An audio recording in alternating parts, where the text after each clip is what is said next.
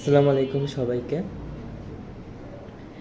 Recently একটা ঘটনা পড়ছি আর কি, যে একজন বিজ্ঞ আলেমের কাছে একজন নন বিলিভার গেছে।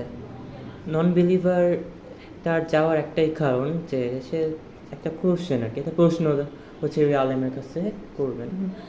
ওই আলেমের কাছে ওই নন বিলিভার যখন যায় তখন হচ্ছে গিয়ে প্রশ্ন করে যে আচ্ছা, আপনারা হচ্ছে সৃষ্টিকর্তায় বিশ্বাস করেন, যে আল্লাহর অস্তিত্ব নিয়ে যে প্রশ্ন করেন, এটা তো কোনো লজিক দেখি না। কারণ আল্লাহ যদি থাকতো তাহলে তো দুনিয়াতে এত ঝগড়া, খুন খারাপি, এসব ক্রাইম হইতো না।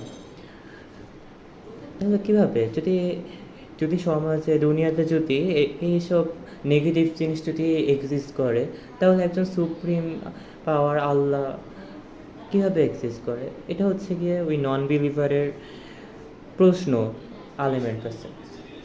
তখন আলেম হচ্ছে একটা সুন্দর একটা এক্সাম্পল দিল, যে আমাদের একটা দেশে তো অনেক মানুষই দাঁতের ব্যথা বা এরকম অনেক সমস্যা নিয়ে আসছে, যে অনেক ধরনের অসুস্থতা, অনেক ধরনের সমস্যা আছে। তার মানে তার মানে তো আর এটা না যে ডাক্তার বা এরকম কিছু দুনিয়াতে এক্সিস্ট করে না, তাই না?